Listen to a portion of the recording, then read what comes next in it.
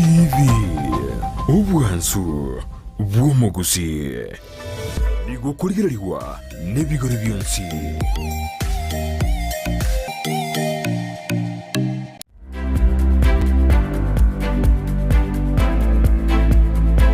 Yakegima omanchi muri abita Kisii and Ndizi TV ne biro binde to kwalingania imeyomorobele bwe Esabari yo boncherelia aseto wotalera aboncherelia imena isiko yorogongo rwa Gusii batarera Esabari yabo na bagachagete ase oboncherelia bwabo nara iveteire nabo igo chinchira kinye cyugokinia oboncherelia bwabo litikolia rero nigo twatarire imeyomo cyobosongo astokomira no moncherelia oyomo oyu akwane kibuna umutuwongo yechonale ase enchira endoge korende omanchi muri chinchira ne chinyenge cyo chena omutuwo rero ase omoncherero yegabwe litikolia rero nigo abo chena omutuwo wetera chidredi ngo litikolia rero ntete kwereri bageri abena ko kwaligania elinde atumanye naki akonyara koba orosi chidredi rocks echiga omoncho muri ngwereri bageri abena ko kwaligania ase omoroberiga oikaranse oike elinde twesemie ase obwamo inyora ase chinsemo cha Facebook nabagotonyera gwitira Ndizi TV News Digital ase nsemo ya YouTube nabagotonyera gwitira Ndizi TV News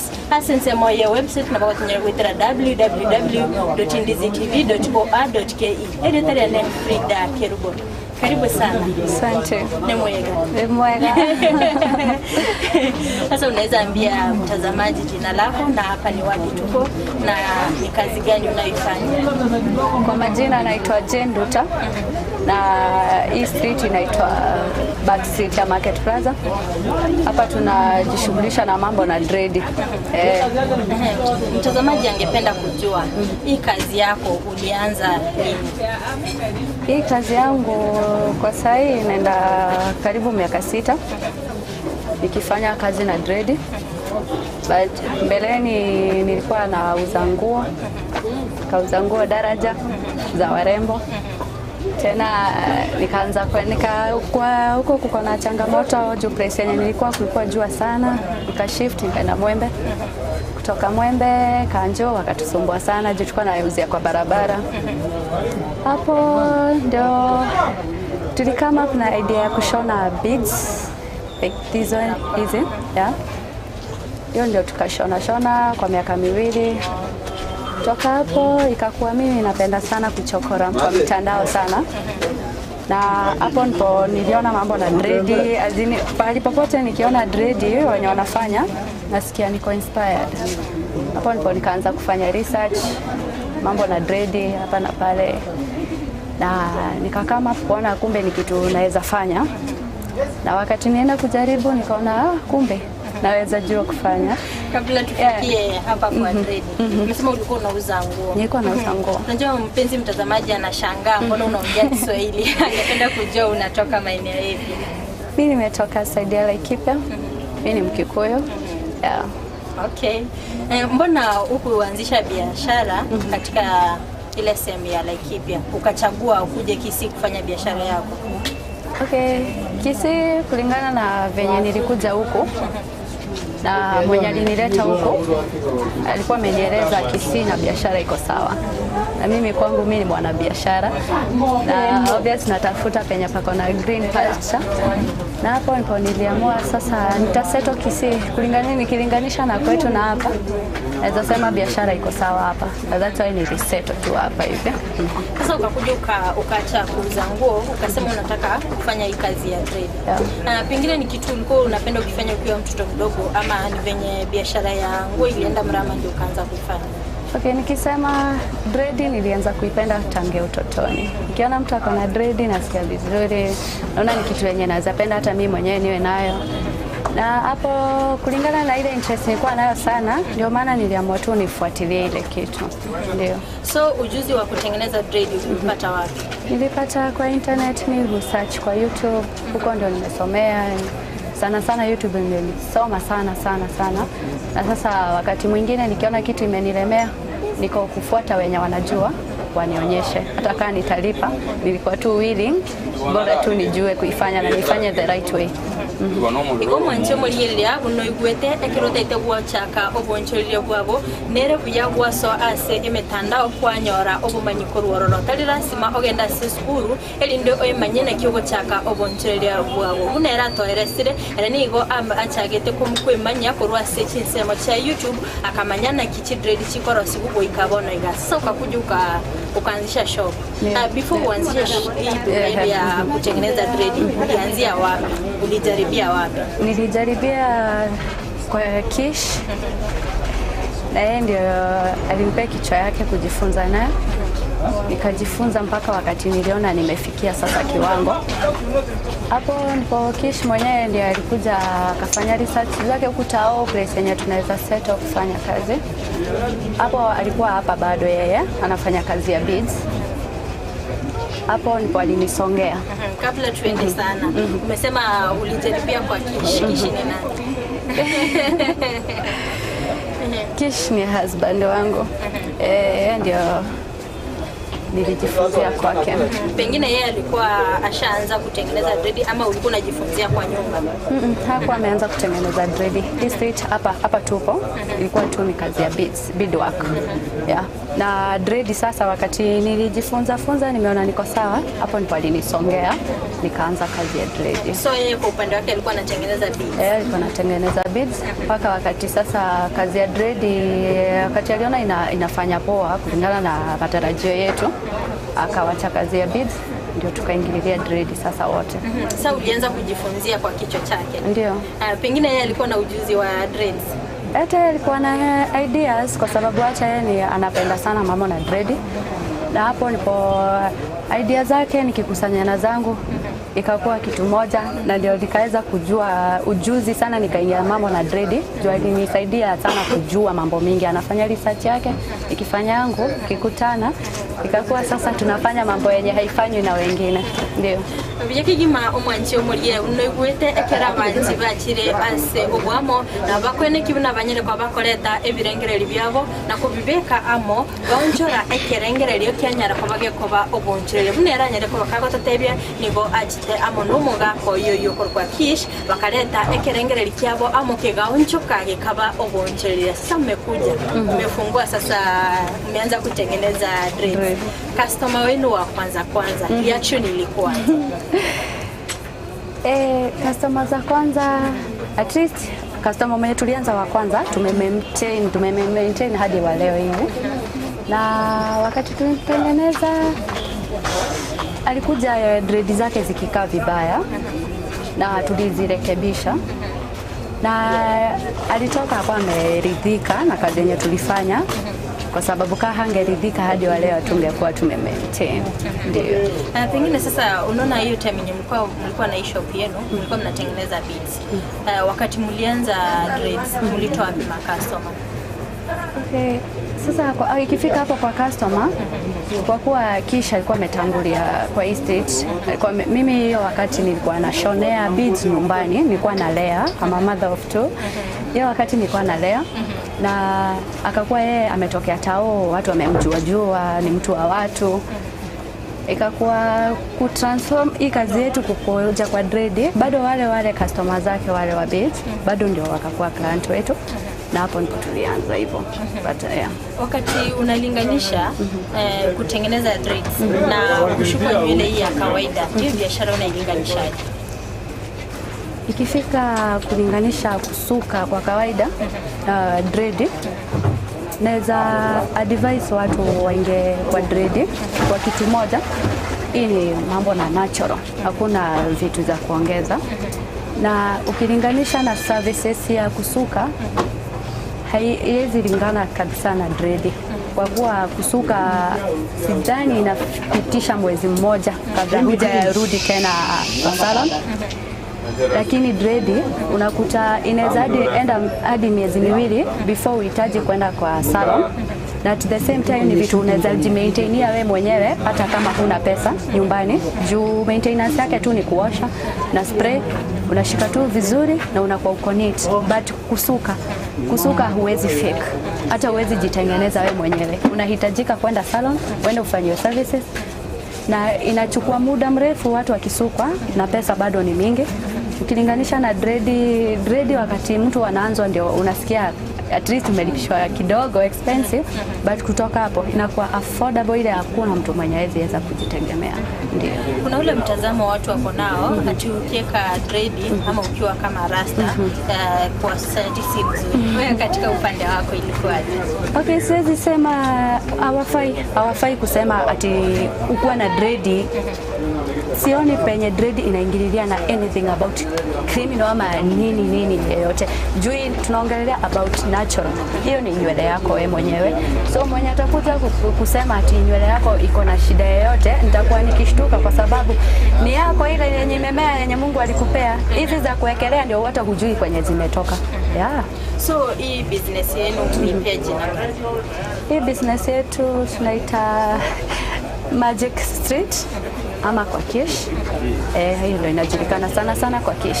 Tunaita Magic Street kwa sababu hii street yetu hata ukiangalia si place ya kupendeza sana, but vitu zenye tunafanya vitu hata watu wanafikiria ni magic zina happen.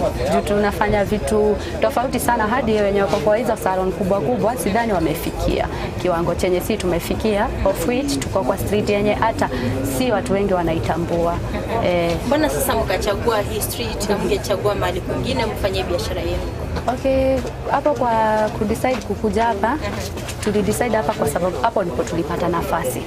Yeah, na hapo ndipo tulisettle. Na after kusettle tukaona place poa, hata kama tunaweza toka labda tuende tufungue branch, but sasa si kuondoka kabisa. Pengine katika hii street yenu ninyi pekee yenu mnatengeneza dread? Ndio, sisi tunatengeneza. So competition, upande wa competition iko aje? Kompe tunaipata kutoka nje, si hapa kwa hii street. But hiyo haitushtui kwa sababu kazi yenye tunafanya hadi client wao wanapotea wakikuja hapa kwetu. So hatujali kwa kompe, juu sisi yenyewe tumewapiga. Ndio.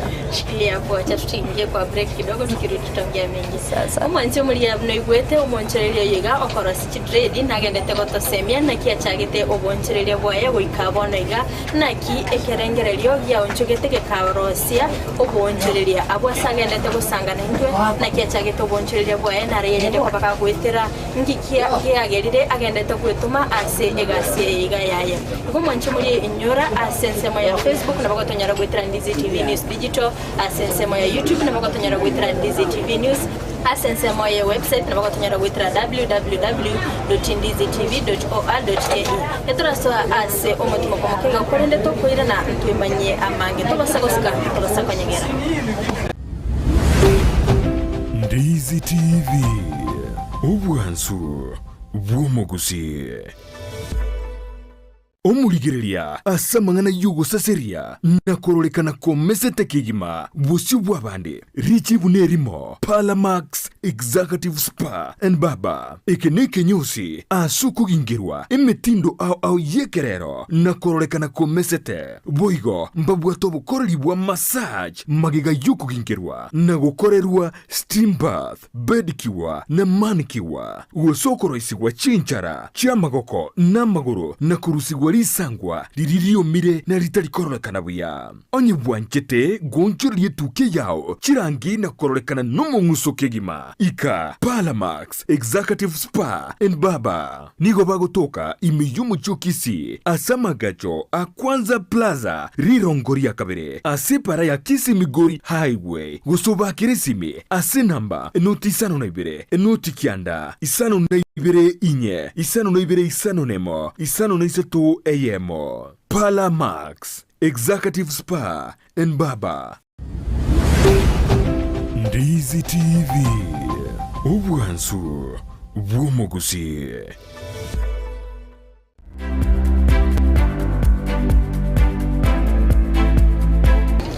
Yakigima omanche muri ngo kwaliga nenda sensemo ya kabere awasogendete gusangana intwe imeyomorobeli bwe Esabari yoboncherere astogendete gusanganera omoncherere yiga okorosi chidreds nigatoerere na kiachagete Esabari yaye goikera bona iga naki aikeire korende konyara ntaraso aso mutimo komokeigo nagote ingantu chigosanganere amange.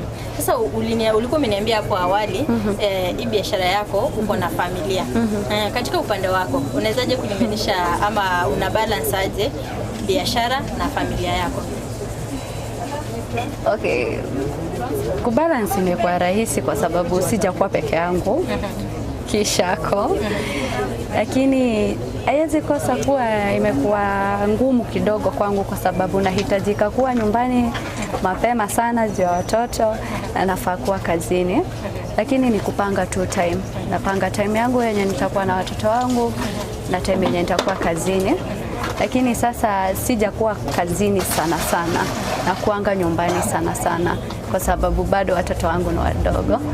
So mimi hukuja wakati kuna flow, kuna customer na kuja tunakuamua jam na narudi naona watoto.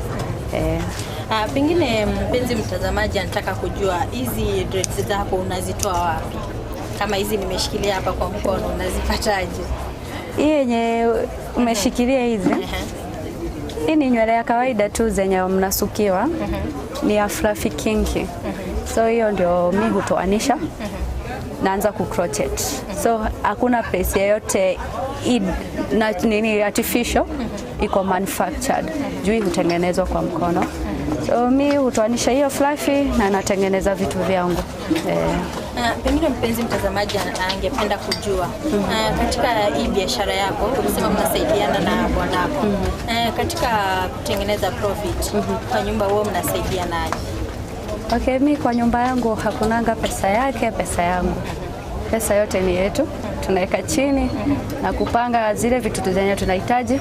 Chenye imebaki na mtu anajiwekea at least ka pocket money yake, lakini ile mingi ni yenye tunatumia kwa pamoja, hatuna ile kugawana.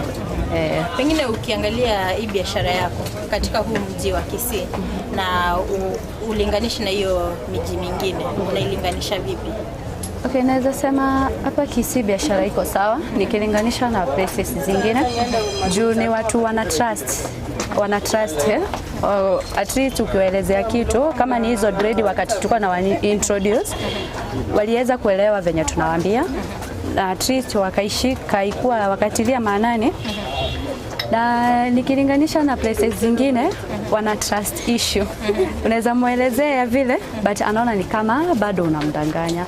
At least hapa naweza sema watu wanatupeanga chance ya kujaribu chenye tunaelezea. Na at least wanakuta kujua wenyewe venye tulikuwa naambia nilikuwa ni kitu inawasaidia. Kwa nikilinganisha na places zingine naweza prefer hapa kwa sababu napenda mtu ana trust mwingine. Ndio. Katika upande wako unaweza aje ku convince customer aike dread aache kwenda kushukwa hii nywele nyingine ya kawaida? Haikuangi ngumu ku convince customer juu kitu ya kwanza customer anakujanga ako 50-50 nataka sitaki kwa sababu kitu ya kwanza amechoka na nywele kusuka, yani imemchokesha. But ni ile sasa anajiuliza akikuja kwa dread ataweza kuko na rumors zenye ziko huku nje wakisema wanakuwa wakijua dread ni expensive sana, of which si ukweli. Sasa hapo ndipo nachukuanga chance yangu kuelezea client wangu, ninamuelezea malipo nini yenyewe akilinganisha na venye alikuwa nasuka anakuja tu direct ameprefer dread. Na hapo juu sisi tunawekea yenye inashika kwa haraka sana, ana prefer dread. Kitu ingine dread ikifika mahali yake tu yule client ifike place haishiki, bado tunapanga na method mingi sana za kutumia ndio dread yake ishike kwa haraka. Ndio. Pengine mpenzi mtazamaji angependa kujua ukitaka kuanza biashara kama hii yako unahitaji kuwa na nini? Hii biashara kama kuna kitu naweza ambia watu ni biashara yenye inahitaji ile capital ndogo sana kuanza. Juu ukiwa na wax, mkebe ya wax na kichana wewe uko kazi. Juu unaweza ifanyia place yoyote ile. Either uende mobile, ufungue place hata kama ni ka place kama toshana aje. Juu ikifika kukausha watu ile wax unaweza pea client hata hiyo 50 bob hata hiyo 100 aende kwa salon aende akaushwe, but unaona ile kazi kubwa ni wewe umemfanyia. So unaweza ifanyia place yote, hainanga ati ngumu kwanza. Wewe kama mfanyabiashara wa hizi dreadlocks ni challenges gani huwa unapitia? Challenges zenye tunatupitia ni kutoka kwa customer. Customer amekuja, niko na wafanyikazi kadhaa, amekuja amebagua, sitaki nitengeneze na msichana, nataka nitengeneze mvulana. Na mimi kwa kama mimi nimewasimamia, ninakuwa challenge kubwa kuconvince huyu customer eti hata huyo msichana mwenye utaki kutengeneze, juu hapa ni wavulana wako wengi. Inakuwa kazi kubwa kumchanganya huyu msichana anafanya kazi njema. Okay, kuna wenye wanakubali, wengine wanakataa, but mimi sichukuli kwa uzito, but nahakikishanga client akitoka hapo na making sure ameweza kuunderstand, ameridhika na ameunderstand kila mtu hapa anafanya kazi yenye inahitajika. Umeguzia kwamba uko na wafanyikazi wengine. Pengine unaweza tuelezea uko na wafanyikazi wangapi? Kwa sasa niko na wafanyikazi 5. Walikuwa 7. Mmoja alienda nyumbani wakati wa August, mamake alimhitaji. Huyo mwingine na yeye akakuwa anajua sana kazi ya dread, na yeye akaenda akafungua place yake.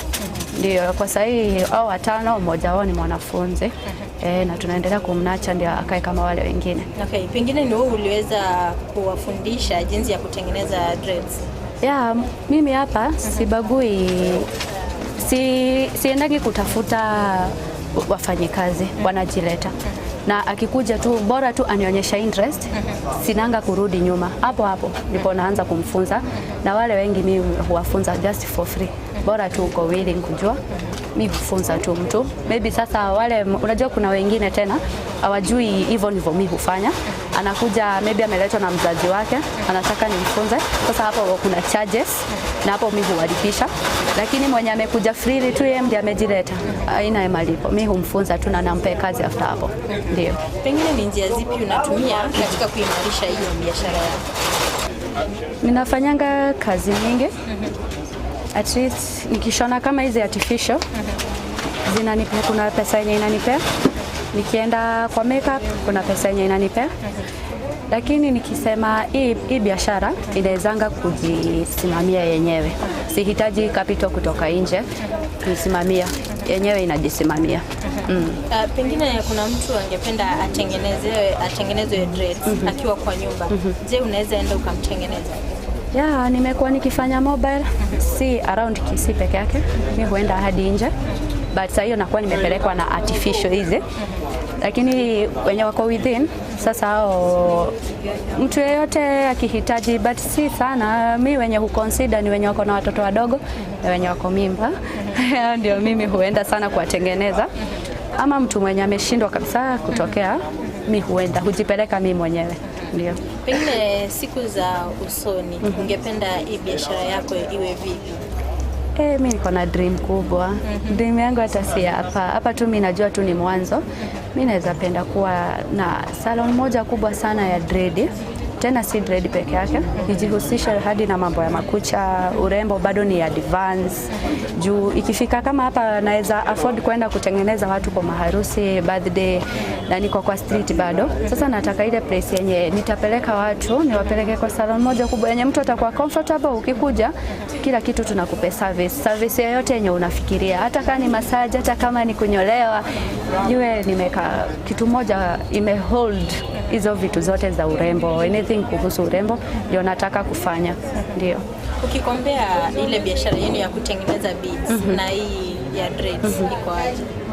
Biashara ya beads ni biashara moja, ilikuwa biashara poa.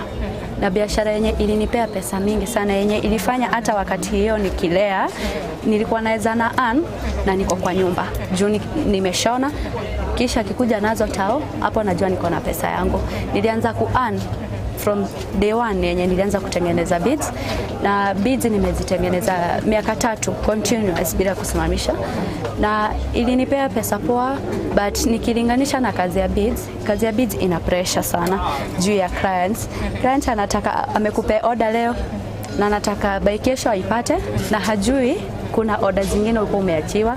So ile kumuelezea nini unakuta unapoteza customer juu watu wa hizi vitu juu wanazipenda sana, anaitaka immediately. Nikakuwa niko na pressure kubwa sana. So siwezi linganisha na dread. Dread ni kitu tunatumia 1 hour 30 minutes customer ameondokea.